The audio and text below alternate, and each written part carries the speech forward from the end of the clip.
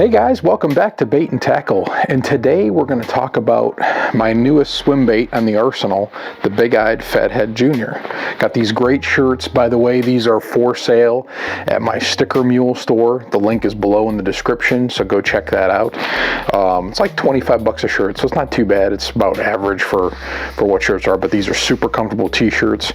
Check the sizing, make sure you're good, but everything runs through Sticker Mule, so go check that out. But today we're going to be talking about the Big-Eyed Fathead Jr., which is a 4-inch version of the Big-Eyed Fathead. And what I did was had it machined to the size of the Big-Eyed Fathead, the actual normal size of the Big-Eyed Fathead, the 5-inch, and then I had it machined down to a 4-inch. And then what I decided to do was make some resin copies of the aluminum mold and make some silicone molds, so it's more affordable for people to buy, and if you wanted to pour these, you could. So today we're going to pour a couple of these. I do have some swim footage from a while back that I took, so I'm going to definitely incorporate that into this video so you get to check it out. So let's bring you over here to the bench and we'll start pouring a couple of these things.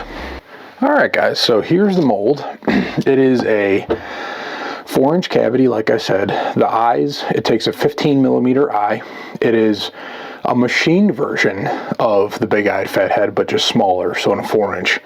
So it's a very, very unique mold. These are just two molds that I came up with. This one's a little bit thinner than the other ones. This is normally what you're going to get, a little bit thicker.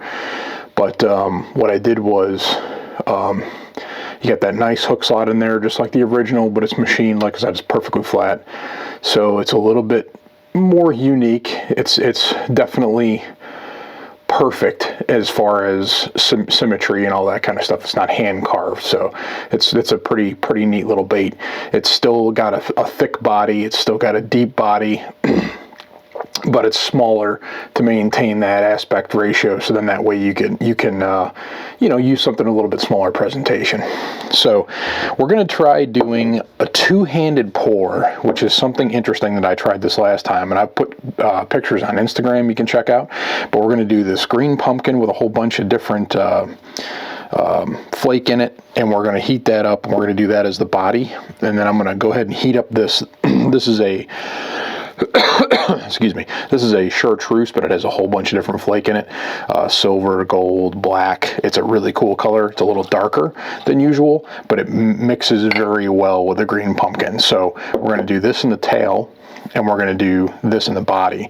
And let me get these plastics heated up. And the interesting thing, or the thing you need to remember doing two-handed pours, and I've just started doing this, is we're going to have this on a side angle like this, and I'm going to pour the body at the same time I'm pouring the tail. But you got to, you know, bring that up slow because it's a smaller cavity, and then start dumping more into this one here. And you just got to remember to move your hands, you know, at the right speed at both the same time. So we're going to try it. Again, I've got two molds here. We're just going to do two at a time, and we're going to go ahead and try to pour these things.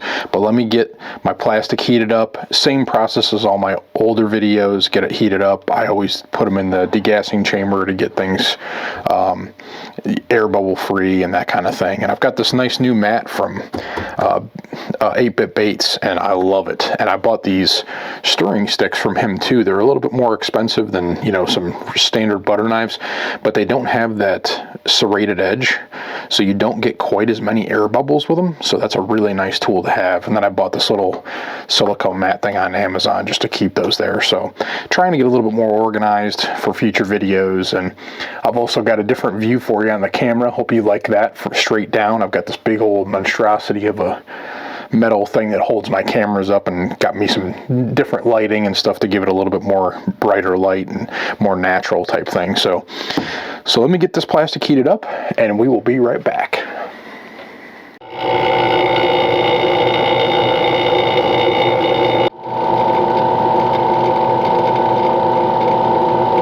we are about ready. About less than 10 seconds on the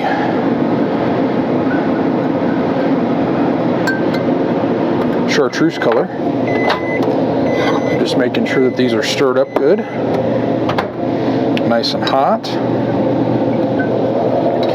So over here, we're rocking at about 357. Over here, we're rocking at about 357. I saw 354. So we're close. We're very close. So all right. So we got it going. Let's go ahead and get pouring. So again, we're very steady, both hands. I just want enough to get in there. And as that cavity, see, I've already gotten the tail a little bit too much. And then they'll join perfectly right there. So that actually came out pretty good. So I was a little bit too fast on the tail. Let's try it again. I got to be a little bit quicker with the body. And this is with a cold mold. Normally I heat my molds up. So we're going to see how that comes out into play too, because normally I heat them up very well. So that one, about the same on both of those. So now we're going to let them go ahead and set up and cool, and I'm going to have to probably hit that a little bit with a heat gun or a torch just to get that little denting out of there, because that happens when they cool down too fast. That's why typically you'd start by heating these up with a nice heat gun, get it nice and warm before you actually pour. I kind of wanted to do it cold just to see how they would come out as far as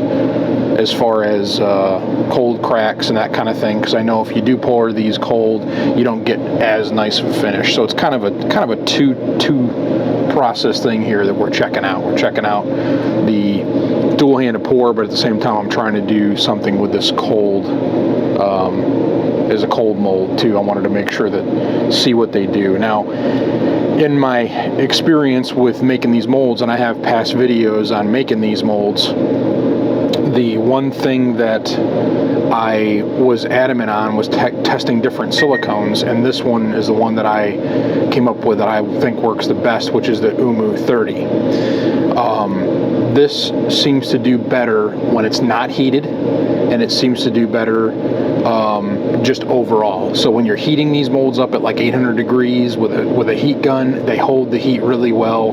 They do start to turn a little bit white, but they go right back to that purple after they cool down. So that's another reason why I chose them like I did. Now, I just usually use a torch to blast like air bubbles out of things, heat up some of the plastic to get the little denting out of there. You notice I'm keeping this torch a little bit farther away than I would normally would.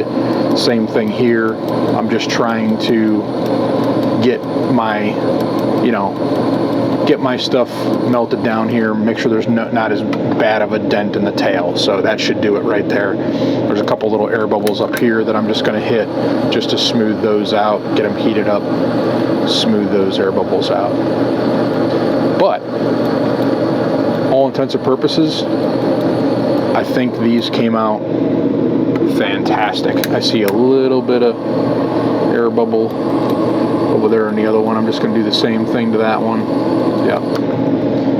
And again, we'll let these cool down.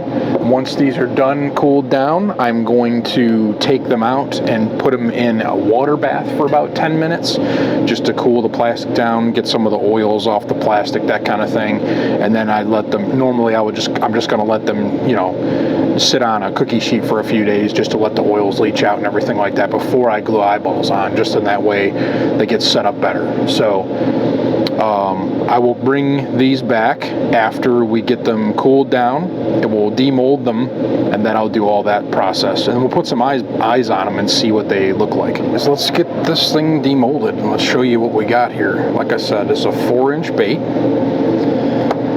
Great little bait. Look at that. Perfectly blended tail. The Those colors matched perfectly. They meshed right in together, heated up. They were nice and hot. They bonded very well together. And it looks like I really don't have any cold cracking at all. I got a little bit of bubble in the eye socket, but that's it. Both sides look tremendous. I got no lines. That was pretty good for it being cold. I'm very impressed by that. Let's see how the other one turned out. It should be identical. Yep, no lines. Perfectly blended there. Perfectly meshed. Awesome. Nice gripped onto each other, blended together. Amazing. Turned out great. So there you have it, guys. That's the 4-inch Big-Eyed Fathead Junior. Like I said, machined, perfectly symmetrical, both sides. Not like my hand carved one, the original. Although the original one does have some pretty good character, just because it was, you know, hand carved. And I'm working on another one, by the way, just so you guys are aware. It's going to be a 3-inch bait, so we're going a little bit smaller.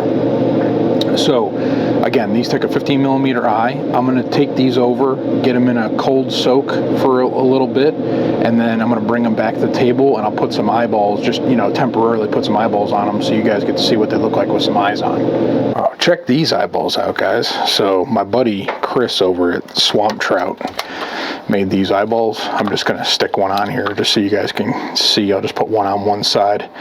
But these are 15mm. They fit into the eye socket perfectly. But look at that.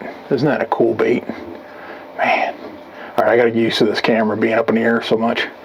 And I also got to get used to focusing in too. Look at that eyeball. Isn't that cool? Check that out, guys. Isn't that cool?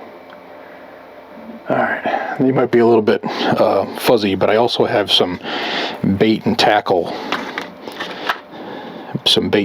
eyes, some holographic B8N Tackle eyes. Check these out, guys. How's that? Isn't that cool? Let's see if I can back my hand off just a little bit there. There we go. Look at that eyeball. Isn't that cool? So yeah, I'm going to take some pictures of these, and then I'm also going to fill in some of the video footage that I got from when I did the let me do this. Let me focus you in here. Let me put these right here. How's that? Look at that. So these things get great action. Everything I wanted in this bait, it worked out perfectly, to be honest. So let me turn the lights on here a little bit too, so you guys can get to see these a little bit better. It might come out a little clearer. I don't know if it's going to help or not. But yeah, they swim fantastic, just like the Big-Eyed Fathead, except smaller. Again, same format, same action on the tail. They just roll beautifully. So let me cut in the swim footage now, and then we'll come back and finish up this video.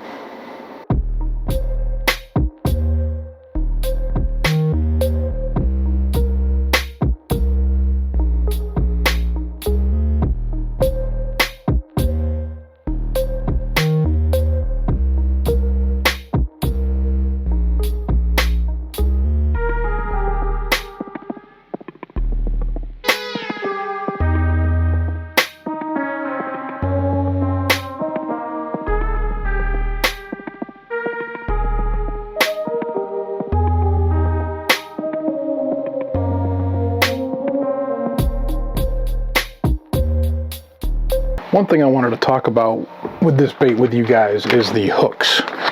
This takes a 4/0.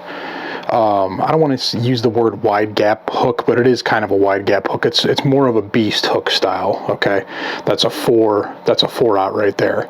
So this hook would fit perfectly on this bait. It would screw in there and stick right above there. Now this is one of these, which is a Mustad 91768.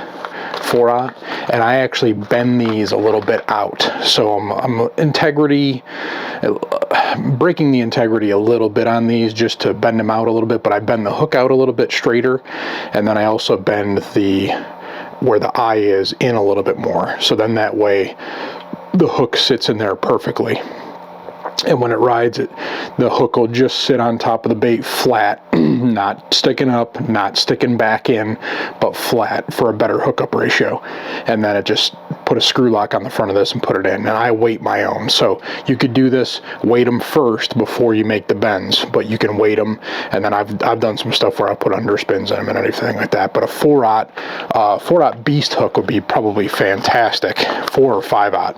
I think probably 4, since this is a 4-inch bait, it's not that big. So just wanted to show you guys that. All right, guys, well, that's going to wrap it up for today's video. I just wanted to show you guys the new Big-Eyed Fathead Junior mold. And again, I do sell these on Instagram on my IG account. Just send me a message and I can either make them to order, or I typically do some drops too, so I'll let you know. Just send me a message and I can accommodate to whatever your needs are. So just let me know and I'll get them made. I've got silicone on the shelf usually most of the time. So, but this is the bait right here, guys. I mean, fantastic baits, great eyeballs on these two, awesome two-handed pour, blending the colors together. They came out fantastic. I'm gonna let these ones sit on the shelf for a little while, let them harden up a little bit, leach out some of that oil and whatnot. So, but I appreciate you guys watching. Hope you liked the swim footage. Hope you liked everything. Again, go ahead and get one of these shirts on the Sticker Mule store. Like I said, it's linked below in the description. And thank you guys so much for watching. And as always, remember to keep on baiting.